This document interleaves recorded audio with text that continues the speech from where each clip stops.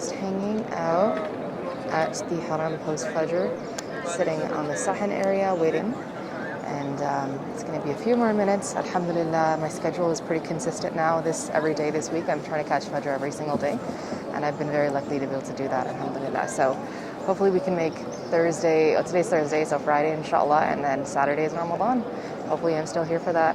Stay tuned for that. But alhamdulillah, it's really peaceful. It's kind of evened out, even with everyone who's here now. Alrighty, alhamdulillah, just walking out. I have some time. It's 6:44, you can't see. The timing is really good. Otherwise, I would catch my earlier bus and be out of here by 6:30, but alhamdulillah, I don't have to rush and I can catch the salah. But yeah, let me sit down somewhere and let's talk about how you can stay in Makkah like I have been. Alrighty, let's jump right into it. How to stay in Saudi long term as someone coming in from the West and not break the bank. Obviously, this is the main question that I've been getting for the last several months, and I want to make sure that I do a decent job of answering it, hopefully cover all the bases. But if I don't for whatever reason, please drop any other further questions that you guys have in the comments. I'm just sitting right here post Fajr at the Haram. I have like a little, in between a couple of hotels. I'll just quickly show you guys what I'm looking at. So there's like a little market there, there's a McDonald's, that's where you see that if you want to place where I am, there's a McDonald's sign that usually comes around there. That's at gate 84-ish, and then obviously that's the mosque. This place is getting a little bit of foot traffic, but it's not too bad, so I want to make sure I try to film this for you guys as fast as I can here.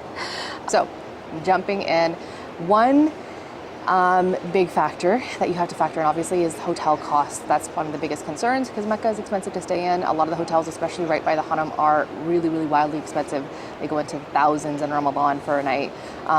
So everyone wonders, like, how the heck do you afford it? How do you not break the bank, especially for a long-term stay? I've been staying for about 4 months. So one major factor that I had to put into place was obviously I had to pick a hotel that was further from the Haram, so it's about a 12-minute drive away. By bus it ends up being about a 15-ish minute, unless they're like road raging or they're going crazy, 15, 20 depending on traffic, and by Uber it's about the same as well, about like 12 minutes.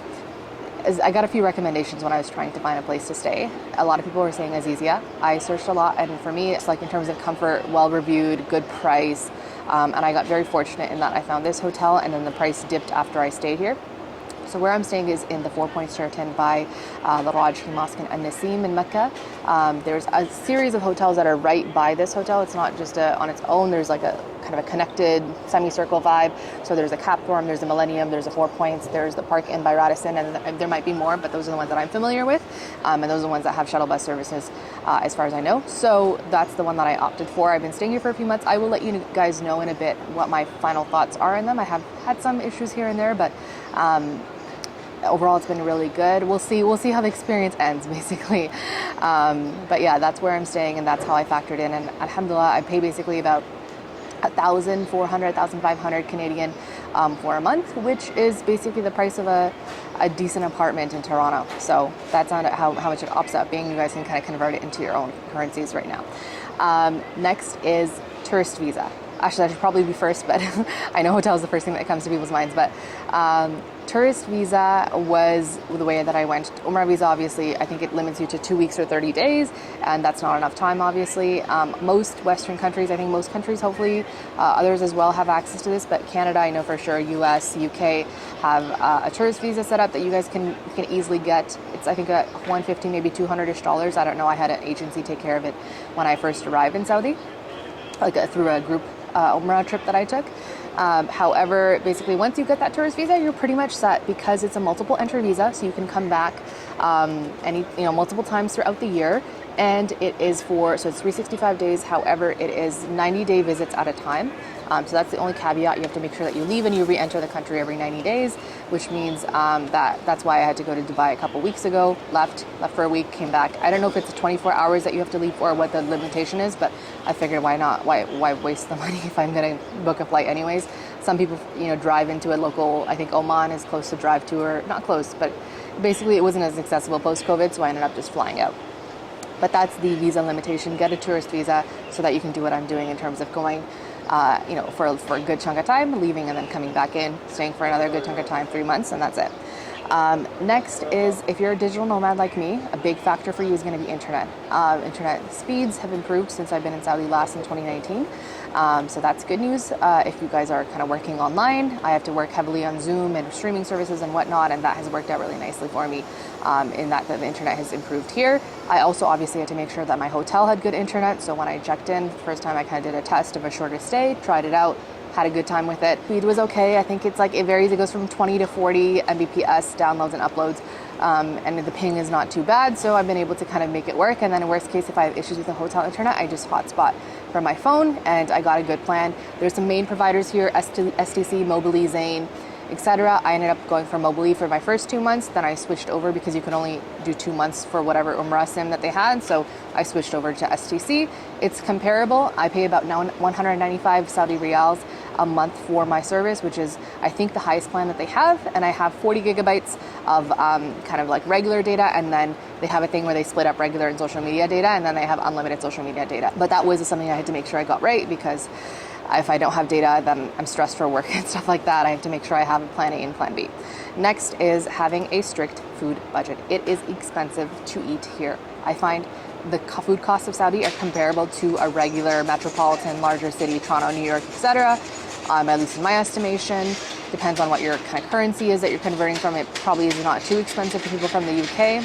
Now, so yeah, food costs are expensive. You have to be careful. Obviously, with a hotel, the one that I'm staying at doesn't have any kind of a heating service or a heating, microwave or anything that I can do for my food.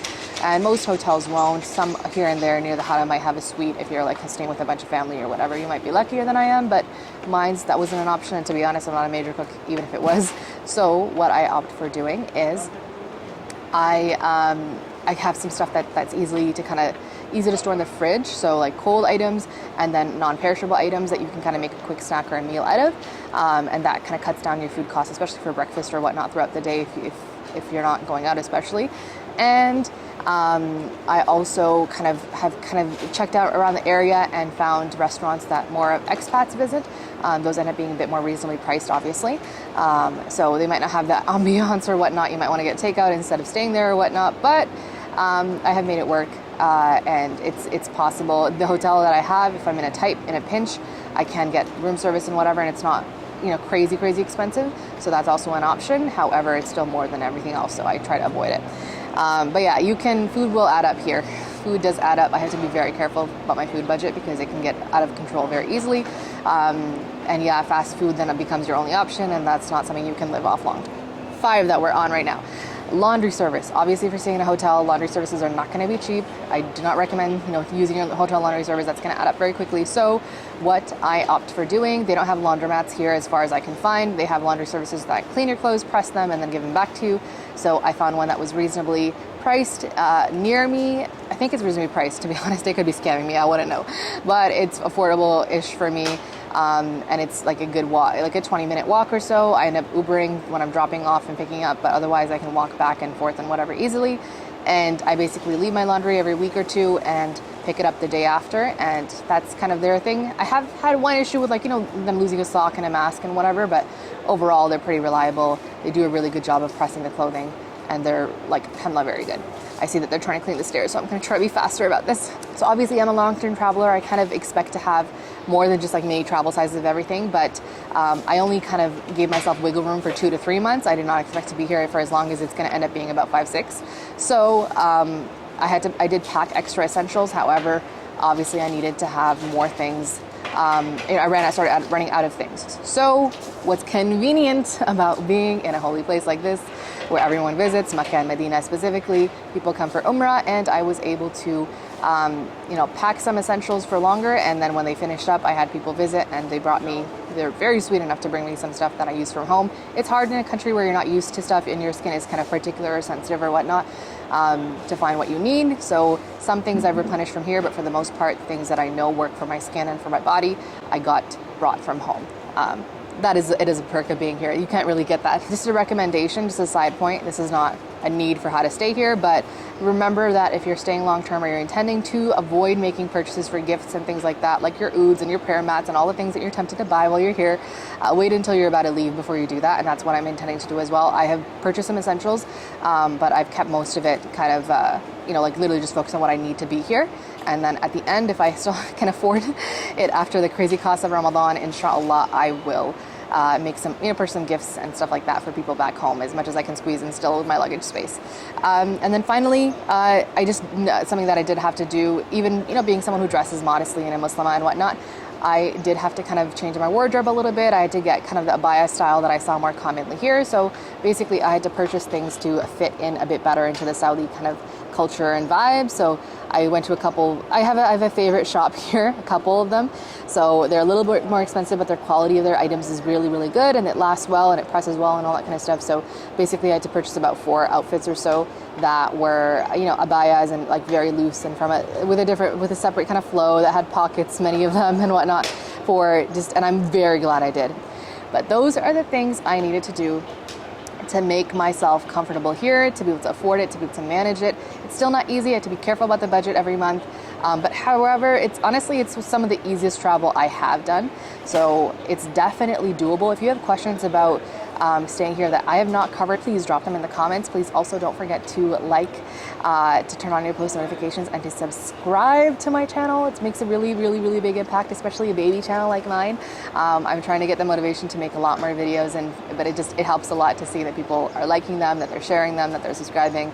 And again, feel free to request what you'd like to see from me in the comments as well. I'm going to check it out because I think they really need these stairs now, and I have to go catch my bus, which I hope I have not missed. I'm kind of close, so I'm going to run. But I will see you guys very soon. Hopefully this was helpful. This is the Hijabi Nomad, and I will see you on my next video.